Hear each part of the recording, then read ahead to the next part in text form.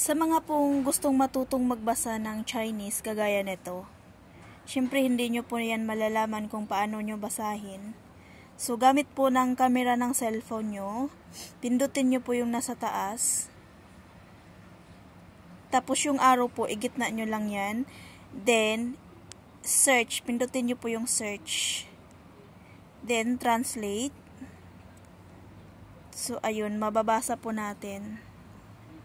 Iba po, mababasa nyo natin siya. So, Filipino, pwede din po, marami siya. Pindutin nyo lang yung sa taas. Pwede din po siya English. Ayan, pwede din po.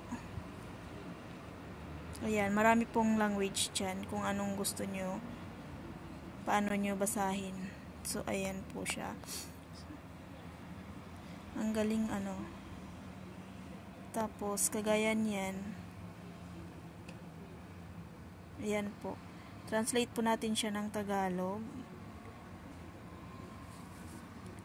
So, ayan, Tagalog na siya. So, yung kaibahan niya is ayan, ang galing. Diyan, yun lang. Thank you. Ayan po yung camera niya.